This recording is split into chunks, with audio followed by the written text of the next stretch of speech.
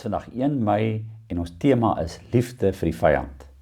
Ons teksgedeelte is Matteus 5 vers 43 en 44. En Jesus het vir hulle gesê, julle het gehoor dat daar gesê is, jou naaste moet jy lief hê en jou vyand moet jy haat.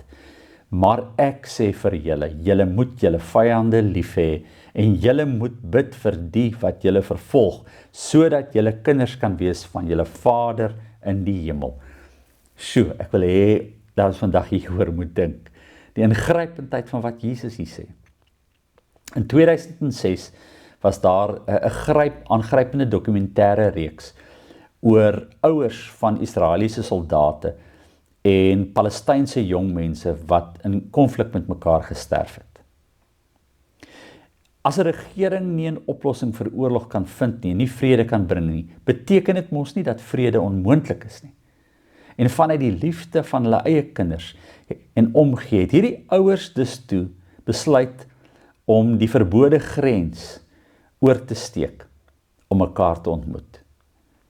En die dokumentêr word Encounter Point genoem, want ons ontmoet mekaar.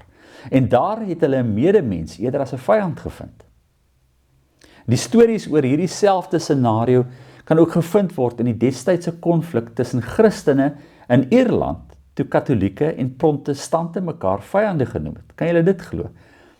Daar was 'n tyd en nog steeds 'n tyd, dink ek, wat Christene mekaar vyande noem.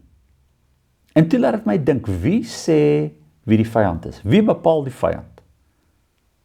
Word ons deur nasionalistiese ideale en geskiedkundige vooroordele en godsdienstige vooroordele om die bos gelei? Om my vyand lief te hê, is mos menslik onmoontlik. Om tyd te neem, om ook in jou gebed vir jou kind, ook aan die vyand se kind te dink, is radikaal. Dis ingrypend. Doen ons dit? Daardie oomblik getuig van die krag van God se genade, wat in diep geloof in ons oopmaak, dat God groter is as die realiteit en die gevoelens en die instansies wat oorloë dryf en voer. Hierdie groot en ingrypende oomblik kan ten spyte van die besluite van regerings en militêre mag nou gebeur, wanneer ons waag om op ons knieë te gaan en om God toe te laat om hierdie Here uit sy perspektief te sien. So gebed se krag lê nie in dat ons God probeer oortuig om daarna iets in die wêreld te doen nie. Miskien eerder dat God ons daardeur op ons knieë bring om oortuig te kan word, om 'n grens oor te steek, om self vandag die wêreld in 'n wonder te verander.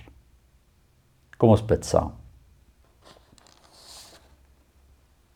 Here, U sien my hart.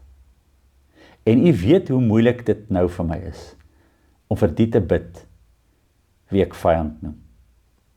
Vir die te bid wat seer maak en wat haat. Maar ek doen dit. Ek bring vandag my vyande na U toe. Nie omdat ek sterk is nie, maar dat U my leer om anders te leef. Here, seën hulle.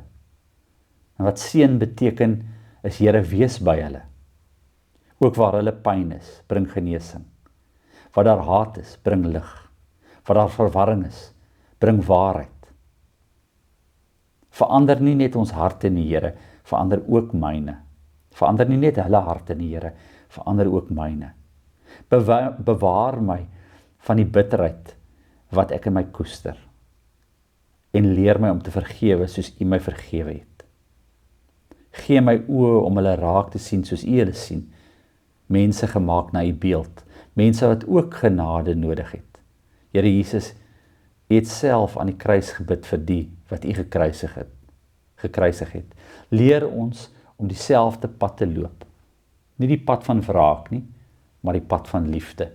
En as ek nou amen sê, en ek staan van my knie af op, Here, help my om met hierdie vrede te gaan leef.